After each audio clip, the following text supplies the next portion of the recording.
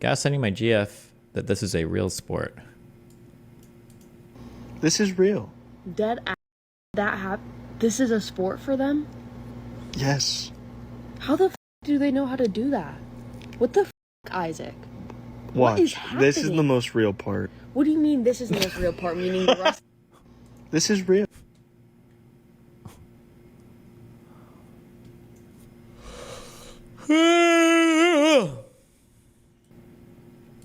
We are not kidding you. This is a real problem. This is not something that the media is making up. This is something that my children experience every single day. Every single day they have to experience transgenders at their school. They have to experience people that think that they're bunny rabbits, kitty cats, dogs. They get meowed at. They get barked at. Kids scratch me on the back because they identify as a cat. It's horrible. And our governor thinks it's imaginary. You know, when I was in school, we didn't have Republicans standing up for us and speaking out against the epidemic of cringy,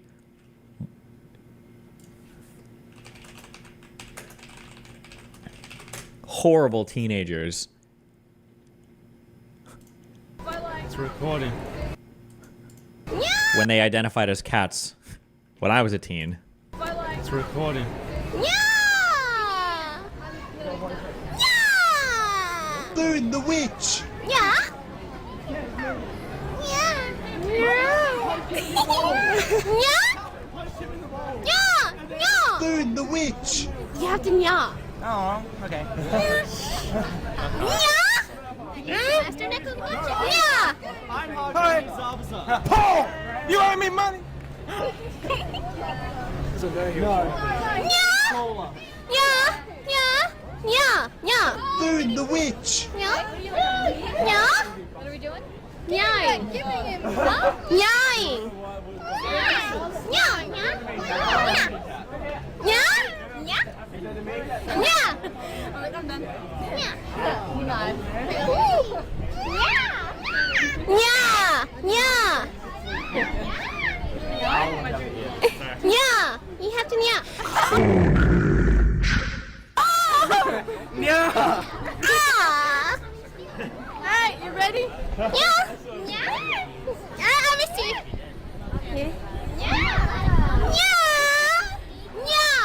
Burn the witch! You know you're sorting inside. Yeah? Oh! Yeah! It's a me man! I am the voice of this video! Mind crush. Yay! Thank God for video editing! Where were the Republicans protecting me when I was a child?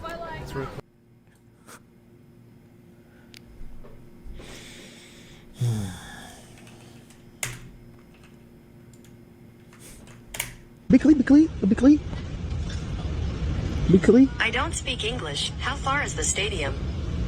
Ooh, it's over there. Translating the sentence, how about you figure it out, Blackie? 翻译一下这句话，你把 Bickley. What? What?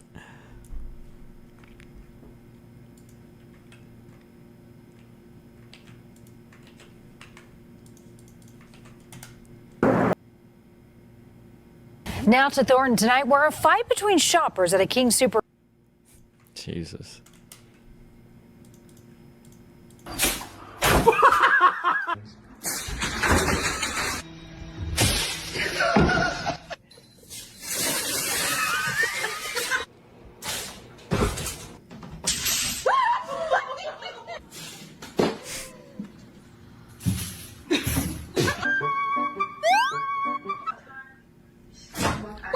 Jesus.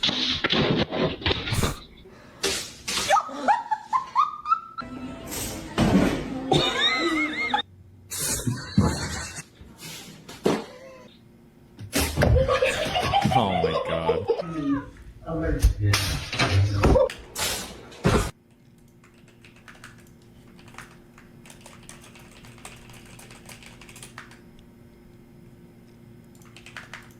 Okay, last video.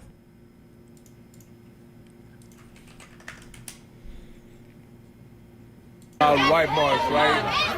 Everybody found out. Bro. They found out that Ed and Eddie stopped playing on the TV, and everybody's wilding now. Where did Dustin go? Ed and Eddie been canceled for years, yo. That's why I'm confused. Ed and Eddie has been off the air for some time now. Why is everyone just now?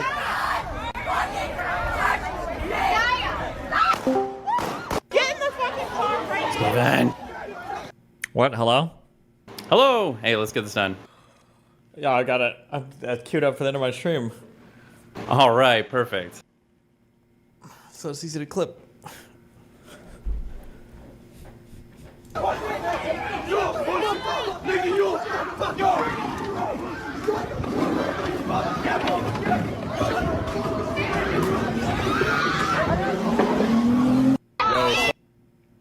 true meme classic.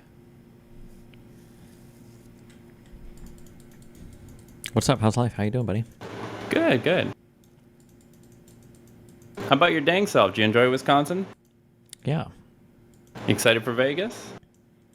Yeah. All right.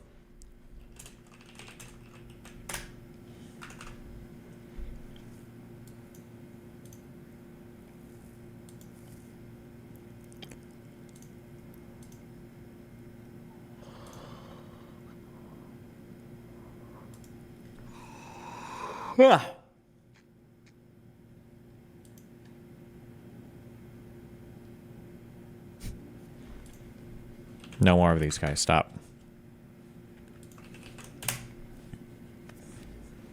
Okay, are you ready? Fuck. Fuck. I'm serious. What are you doing? I said I'd record at the end of my stream. Do you need it right now? The sooner the better. I know you got time right now. Let's get it done. It'll take you like 1 minute. Okay. What do I need to say? Look at my last DMs to you. It's literally in little bullet points. Just read them out and just, you know. Okay.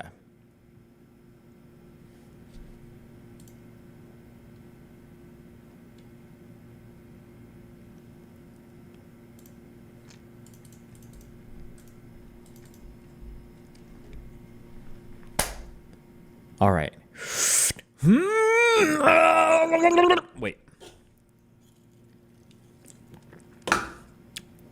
Wow, guys, what's up? We have 2 more canvassing events that I'm promoting before the end of the election season, before the election. On the 26th and the 27th, we are going to be doing an event in Las Vegas. I will be there for one of those days, I think on the 26th. And then in Philadelphia, if you'd rather canvass over there, on November 2nd and 3rd, the Democrats are hosting an event. If you go to progress.win to sign up. What else do I need to say? What else do I need in here besides these? Can we just get like one more, like links in the description, or go to progress.win to sign up? Links in the description or progress.win to sign up. Okay, hold on. Okay. All right, now give me 4 more takes. Okay. Wow, guys, we have 2 more events that are coming up before the election. Progressive Victory is organizing an event that I will be at for at least one day in Las Vegas that's happening on October 26th and October 27th. And then if you can't make that one and you'd prefer to go canvass over in Pennsylvania, there is an event on the 2nd and 3rd. The Democratic org, the Democratic National Convention, the DNC, somebody for the Democrats is organizing that one. I won't be at that one, but other DGGers might sign up. If you're interested, check out the link in the description below or go to progress.win to sign up for either of those events. Okay, can we do one more? And you can literally just go like, guys, 2 more canvassing events. Las Vegas, October 26th, 27th. I'll be there. You can literally just read them down like that. Okay. Like, less is more. Got it. Guys, we have 2 more canvassing events before the election, the most historic election ever. Las Vegas, October 26th, 27th. I will be there on one of those days. If you can't be there, East Coast, Philadelphia, November 2nd and 3rd. Democrats hosting it. Progress.win. Sign up at the link below. Go. Damn, that was perfect. Appreciate you. Okay, love you. Hey, I had one more question for you. What? You ever seen Harry Potter? Yes. Okay, you know how they've got that platform? It's like 429 and an eighth or something like that? Yeah. Okay, imagine if you had one of those in your room. It's like a $10. closet you go into. Well, no, not dog words. Listen, you could go into this room, and every time you did, you erased all misinformation, disinformation from the internet. Every lie from the internet gets scrubbed. Only truth on the internet. But to get out of the room, you got to get ass fucked by Andrew Tate. How often are you going in that room? Honestly, probably every day. Getting fucked in the ass by a 1-inch dick doesn't seem like that big of a deal. Yeah, but you got to hear him talk shit. He's like going to be in your ear, and he's going to be like, "Oh yeah, you're a beta male. Yeah, but you're I guess getting he's probably buggered." the kind of guy that comes in like 15 seconds anyway, so you wouldn't even have to deal with it that much. So you got to hear how you're getting buggered. We call it bugwarts. That's kind of weird, but okay, that's all I got. Okay, love you. Okay, are you ready? Fuck. Fuck. What the fuck? Dude.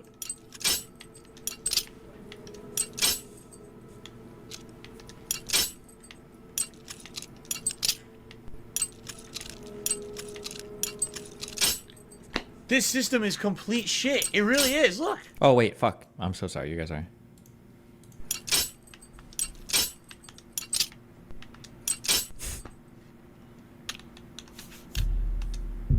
It's the worst lockpick system I've ever seen in any game.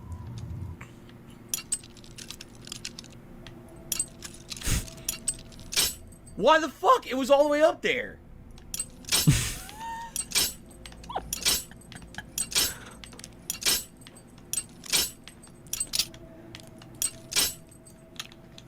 It doesn't make any sense. The system doesn't make sense. Okay. Hello, hello. Hey, what's up? How's it going? Can you hear me? Hello, hello? Can you hear me? Yeah. I hear you. I can't believe we finally did this. I don't know what happened last time. Well, the only thing that matters is that we're here now. Right. I only ask you speak slowly and loudly. I'm hard of hearing. Okay. I can speak loudly. I'll try to speak slowly, but sometimes I can hear you just fine. Let me make sure my volume is tuned up. It's not, so I'm going to tune it up. Speak again. Hello, hello. Can you hear me? Beautifully. I am ready to go whenever you are. Got you, got you. Hold on. Let me get your camera loaded for my stream so everybody can see you. I'm not sure they want to, but you never know. Oh, they do. Don't worry.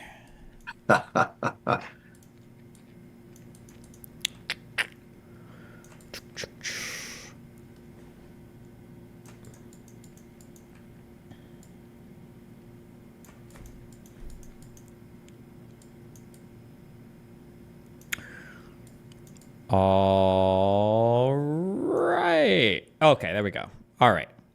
How you doing today?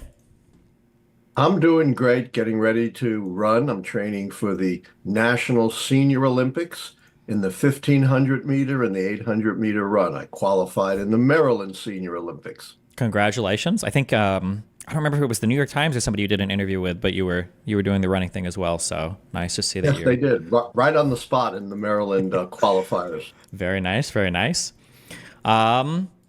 Man, so I don't know how much you know about me, but I scream at people online over political stuff. Obviously, in this election, I mean, as have been the case with the past two elections, people have been obsessed with trying to predict who the winners are going to be, with some people arguing over pollsters and, 538 Nate Silver and election models and all this. And you have the keys, the legendary keys, of which I'm sure you've received equal parts compliments and harassment for how you do these. Yeah. Yes, I've been doing this for over 40 years. And every 4 years, I make half the country really, really mad at me. And after 40 years, I'm sure the whole country's really mad at me.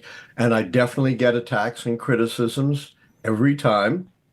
And I have never experienced the kind of hate I've gotten this time. The most scurrilous, vulgar, anti-Semitic, even violent kinds of feedback. I've never experienced quite that before. And it's just an example, I think, of how Donald Trump has created this violent, toxic political environment. And, I'm even afraid for the safety of my family, to be honest with you. Can I ask real quick, how long do we have for this? 30 minutes, 60 minutes? What? 30 to 45 minutes. Okay. Just so I have it in the back of my head. One thing that said, so I'm 35, and obviously, I'm in the mindset of this is the most important election ever. We're more divided than ever. But people say that like every election cycle, right? Right. Music is more degenerate today than it ever has been, and they've said this since for all time. Yes. It does feel like things are different, though, right? But I mean, we've always said that. Do you feel like things are more divisive now or more vitriolic now than they were in the past? And if so, what are a few things that you would contribute that to? Or do you think it's always been this bad? I do think things are more polarized, more divisive, and more toxic than in the 42 years since I predicted Ronald Reagan's reelection in April 1982, when 60% of Americans thought he was too old to run again, and his approval ratings were historically low. And by the way, although I've been accused of partisanship on both sides, my predictions are totally nonpartisan. They have nothing to do with my political views. I predicted the two most conservative presidents of our time, Reagan and Trump, and predicted liberals like Obama. If I predicted according to my political views, I'd be useless. I wouldn't have correctly called the last 10 elections. But I do feel something different. I've experienced a lot more hate this time than I ever had in my 42 years as a forecaster. And I have never before seen a political candidate who basically says, if I win, my term will be dedicated to taking revenge against my political opponents, which could be anyone that he decides he doesn't like and wants to go after. He said he's going to be a dictator on day one. I've never heard that before. No, he said it's going to be to drill, drill, drill. But drilling doesn't take place overnight. It takes months and years. And no dictator in the history of the country who's been a dictator on day one has ever voluntarily given up power. He said, you're not going to have to vote again, my dear Christians, if you vote for me this time. Well, under the protection of the Supreme Court's immunity decision, he could declare martial law, confiscate the ballots, essentially establish authoritarian rule over the United States. And he seems to love authoritarians, even giving desperately needed COVID tests to the murderous thug Putin when they were in such shortage in the U.S. and could have cost lives. He's reprised the worst elements of our past, talking about bad genes, which is reminiscent of the horrific eugenics movement of the early 20th century that resulted in the sterilization of thousands of people, horrible restrictive immigration laws. He's called his enemies vermin, reminiscent of the worst and most murderous dictators. So yes, I do see something new and frightening. And as I said, I've never been fought before, and I'm 77, been frightened for the safety of myself and my family. I am now. Why do you think things are like this? How do you think the conservative movement got so, I don't want to say bad, but there's a type of populist anti-establishment rhetoric that I think is pervasive among the right now, that feels like it goes a little bit harder, a little bit deeper than it has in the past, right? Whereas conservatives maybe historically have been like, oh, I don't know how I feel about schools. They wouldn't have said, I don't trust every part of the government. You wouldn't see the conservative movement in the past saying things like, I don't even trust the FBI. I don't trust any of the intelligence. I don't trust the military. I don't trust big corporations. I don't trust any of these things. Why do you think it's gotten so bad specifically on the right? Well, I think it's in part Donald Trump, a uniquely toxic, egomaniacal political figure. But I think you're not quite correctly representing the conservative movement, because Donald Trump, while an anomaly in terms of his personality, is not an anomaly in terms of the history of the conservative movement. What was the big grassroots conservative movement in the 1920s that elected senators, governors, congressmen, members of state legislatures? The Ku Klux Klan, which was virulently and bitterly anti-Black, anti-Catholic, anti-Jewish. Have we forgotten Joseph McCarthy, in a sense, kind of a Trump before Trump, who went after homosexuals, alleged radicals, ruined people's lives? Have we forgotten that to date, the most intrusive government program was not instituted by liberals, it was instituted by conservatives? The prohibition movement, it killed an industry. It destroyed the laws of nearly half the states. It tripled the law enforcement budget of the federal government. It spawned organized crime. And we're seeing that now being reprised in the attempt to deport, every immigrant. That would be even more intrusive than prohibition.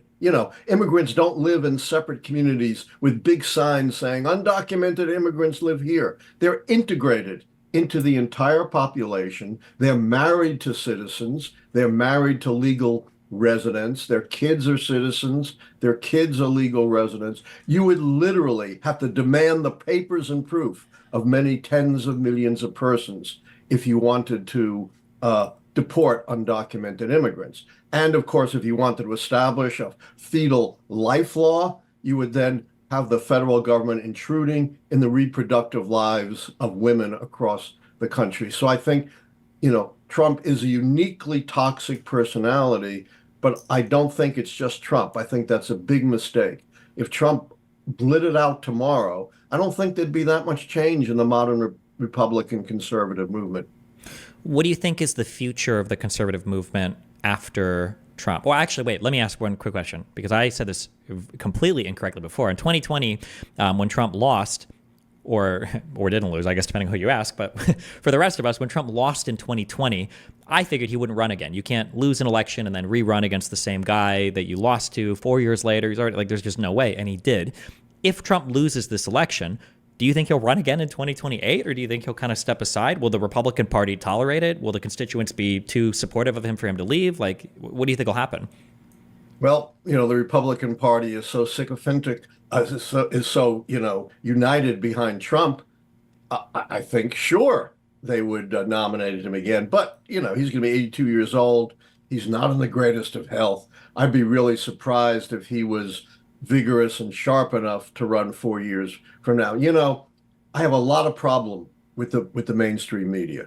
I go back to the old saying reiterated by many philosophers.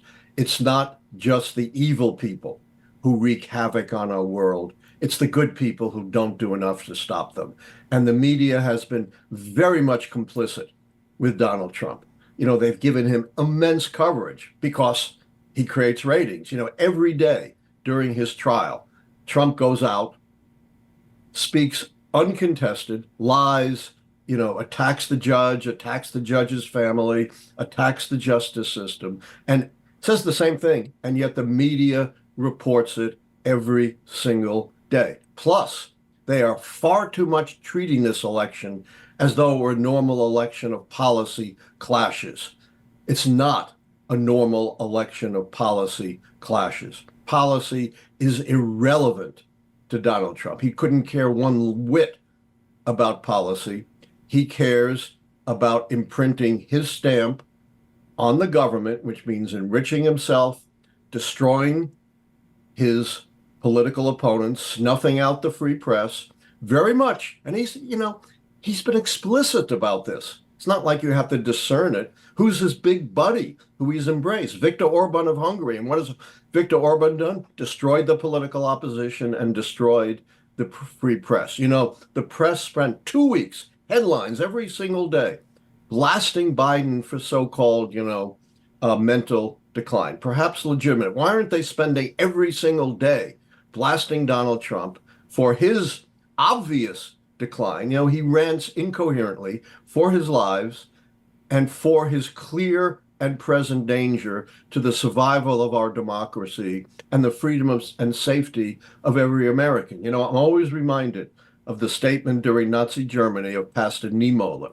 where he said, first they came for the Jews, and I didn't care because I wasn't Jewish. Then they came for the Catholics, and I didn't care because I wasn't Catholic. Then they came for the communists, and I didn't care because I wasn't communist. And then they came for me. We have no idea who Trump is going to come for once he becomes president, protected by the Supreme Court's immunity decision. A prosecutor who is involved in Watergate recently wrote a column saying, if the Supreme Court's immunity decision had been in effect in the 1970s, then Richard Nixon could have done worse things than he did in Watergate, got away with it scot-free, and our democracy would have died 50 years ago.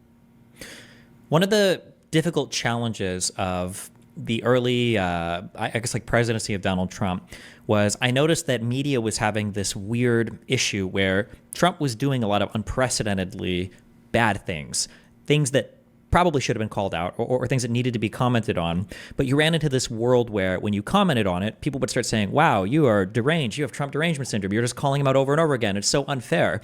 And then it feels like the media kind of receded and they were like, okay, well, let's not call him out as much on things because everybody just thinks we're obsessively, hateful of him.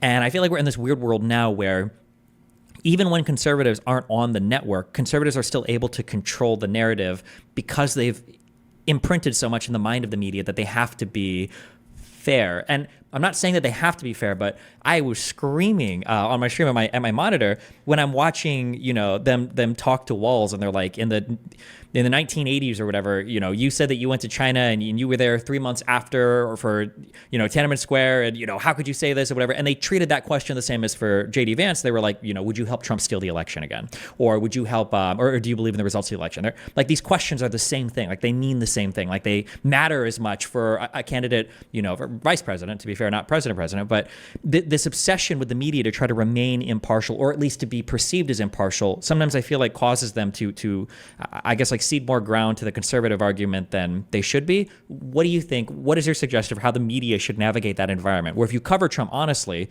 you're going to look like you're an unhinged, obsessive hater. And if you try to be more fair, you end up just sane washing what is an insane campaign. You put your finger right on the truth here. I've said for a long time, you could define Republicans and Democrats or liberals and conservatives in one sentence. Republican conservatives have no principles. Democratic liberals have no spine. And I think that's still correct. Republicans clearly have no principles because it doesn't matter what Donald Trump does to destroy our democracy, to undermine our society, to threaten our freedoms. It makes absolutely no difference to them. They care about one and only one thing, and that is seizing and maintaining power. But as you say, liberals and Democrats aren't playing hardball like the Republicans do. They're playing wiffle ball. They're afraid, as you said, to be called out and to be considered unfair and to be considered political. And, the poster child for this, I hate to say it, is an old buddy of mine. I've known him for 60 years and more. Friend of mine. Thought he was maybe the greatest federal judge of his time. Do you know who I'm talking about? No, should Merrick Garland. Oh, no. Oh, yeah, I know what you mean. Yeah. Of being seen as political that he diddled for almost 2 years before he did what was obvious. Appoint a special prosecutor to investigate the way in which Trump was trying to undermine our democracy and steal an election. We all know what he did right after January 6th. Why wait almost 2 years? It is the classic example of what I said. It's not just evil people. It's good people who don't do enough to stop them. And that's happened with the rise of every internal dictator. Democrats and liberals, and in particular press, have to grow a spine, forget about the criticism, and tell the truth. That's what they're supposed to do. They're supposed to comfort the afflicted and afflict the comfortable. And they're not doing that. They're not doing their job. If there's, one word or maybe 2 words I would eliminate from the English language, it's both sides. It's not both sides. Whatever you may think of Harris, you may hate her policies. She's a mainstream politician, same kind of politician we've had for decades. Whether it be George W. Bush, Gerald Ford, Barack Obama, she's not going to threaten our society and our democracy. Trump is different and has got to be treated as different. We have all this criticism of Harris. Oh, she's not specific enough with her policies. Big deal. They're all going to change anyway when she gets into Congress, when she gets into office, and has to deal with the Congress and interest groups. And meanwhile, every day, Trump is saying things that threaten our survival as a society, and they're kind of treating them as equal. One of the things that I've kind of realized as a I do a lot of like political debate basically, and it's very frustrating that in my world, I mean, I try to do research, I try to be very fact-based, but when I'm arguing with people, I notice that sometimes there's a different set of rules that, especially on the conservative side, you can kind of bounce from thing to thing to thing to thing, and you might not know anything about a particular thing, but when you land on something, you decide to fight on that hill and die on it, but you'll be ignorant of everything else. So, for instance, if you were to ask a conservative, do you know anything about false slates of electors in 2016? I don't even know what an elector slate is. Okay. Do you know anything about Jared Kushner, Saudi Arabia? No, I don't know anything about that. Okay, do you know anything about, Trump's New York State case or what happened at Mar-a-Lago? I know that it was all corrupt. Okay, well, do you know anything about Hunter Biden? Oh, Hunter Biden worked for Burisma for these years. I know that he communicated with this prosecutor. I know, blah, blah. Like, they know everything about these particular facts, that they've seen disseminated on right-leaning media over whatever particular conspiracy they believe in, right? They can give you the exact number of cats and dogs that they think were eaten in Springfield, or they can tell you exactly how many machines are creating the hurricanes for Florida, or whatever. They have all these things in their mind. How do we fix like the media environment where half of America right now is literally living in a different world? Like, it is a different set of facts, and there's no way to reconcile, because at the end of the day, if I tell you 10 million illegals are coming across the border or 500,000, you don't know. You have no idea, and you're never going to know, and you're never going to have an idea of it. But whatever somebody tells you, you believe. How do you reconcile that? Do you need legislation? Is it a culture change? Yeah, what is your suggestion for that, or what do you think? Well, you put your finger on something extremely important, and that is the big lie. It has been the staple of dictators throughout history. People are not fact checkers, as you point out. If you say something loudly and long enough from an authority figure who you admire, people will come to believe it. That's nothing new. Here's what is new. It is social media, which divides us into bubbles, impenetrable bubbles. As you say, if you're in the right-wing bubble, you're being fed all this stuff about Hunter Biden and the Biden crime family and 10 million bloodthirsty, undocumented immigrants ready to slit your throat. And you don't get any alternative information. It never gets through the bubble. It's just the swamp. It's the commies. It's the liberals. We don't even have to listen to that. As you say, we don't even know about it because it never, ever reaches us. And I have a book on everything. I have 14 books. This is called 13 Cracks, Repairing American Democracy After Trump, in which I talk about, you've got to go after these media companies and begin to change the algorithms and open things up and break these bubbles. It's really hard to do, but it's absolutely essential. I also pointed out there are now techniques that are very good. They've even been better refined since I wrote the book, I think in 2021, for instant fact checking. You can't just let people lie blatantly without fact checking them.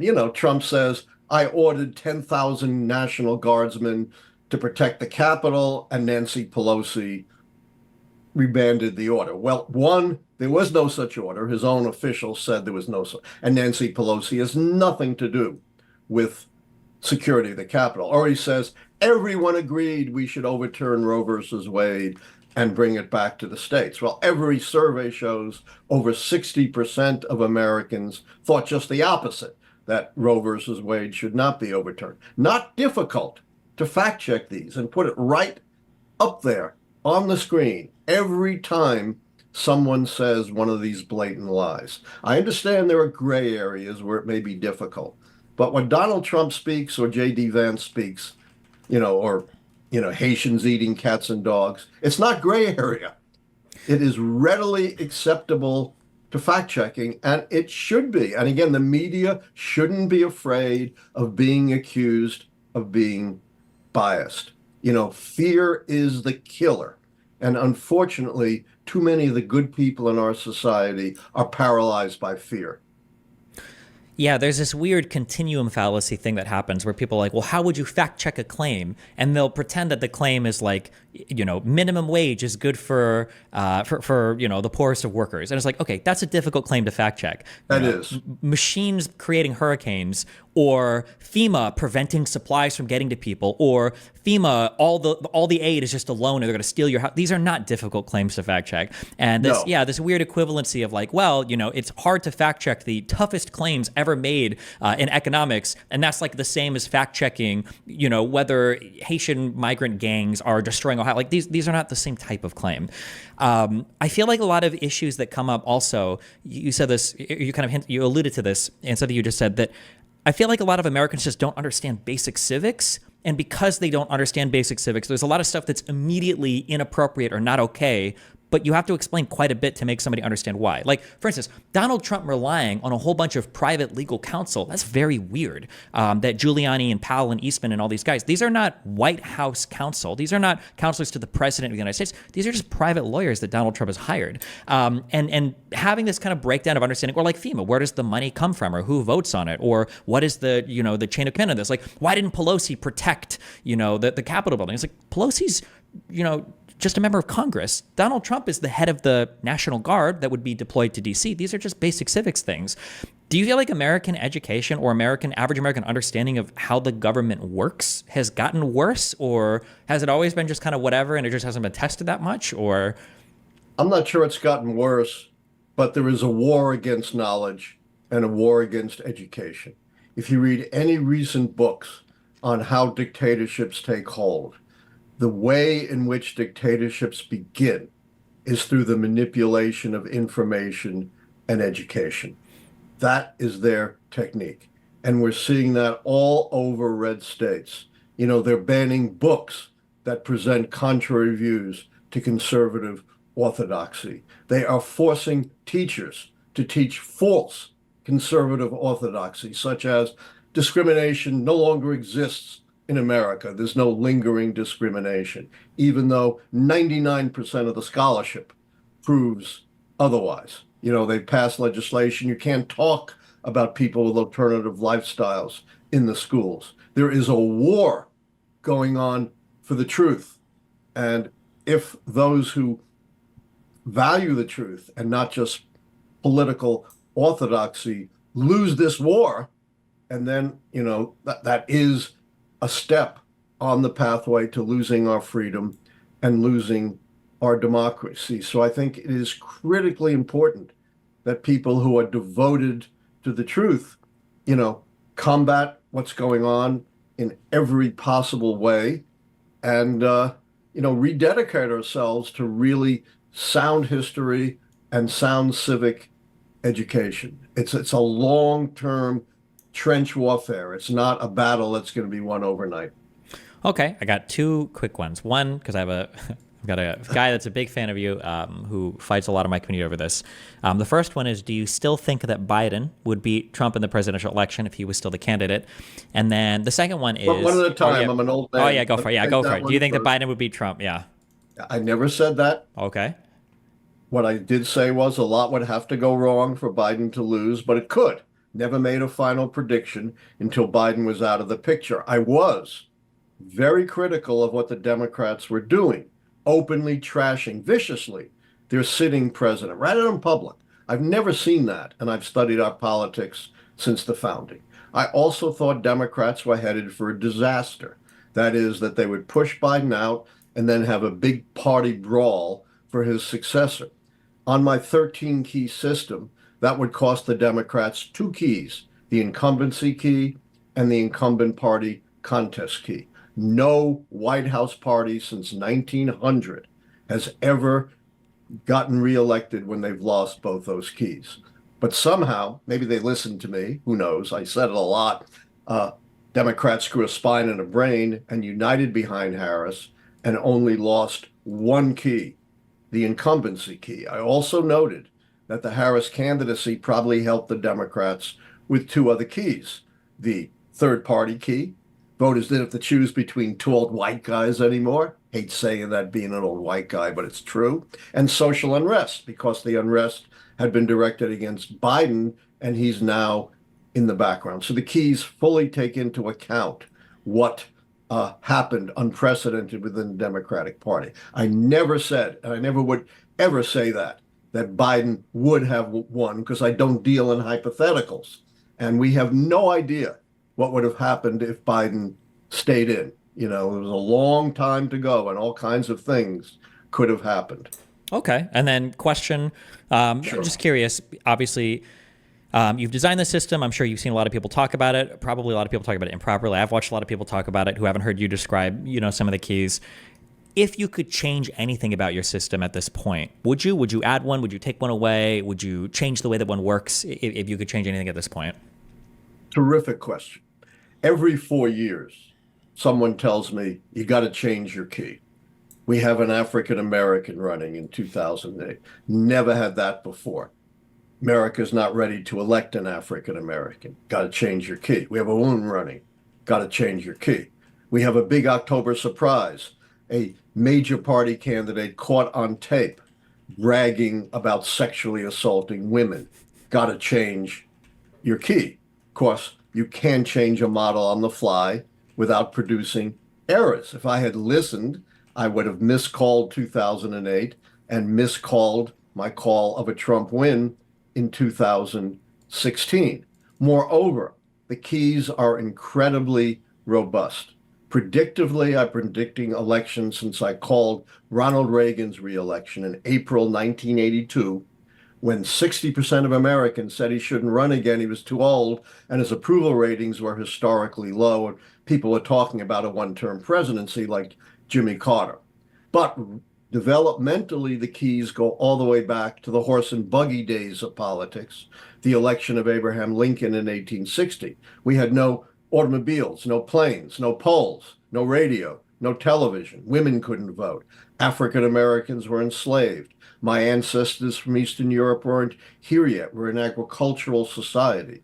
So the keys have survived enormous changes in our society, our demography, our politics, and our economics. That said, look, I'm not psychic Gene Dixon with a crystal ball. I'm not Speaker Mike Johnson who claims the Almighty talks to him. I'm an historian. The keys are based on 160 years of history. They're very robust, but I'm not so arrogant as to say it's impossible that there could be some unprecedented cataclysmic change to shift the pattern of our politics. The problem is you can never know that, just like a scientific revolution. Can't predict it in advance. You can only know it after it has occurred. That's why I don't change my keys on the fly. Can I be wrong? Of course. I'm a human being. Any human being can be wrong. Gotcha. All right. And then just as a reminder, where are we at right now at this moment in time for Kamala and Trump? How many keys does Kamala have?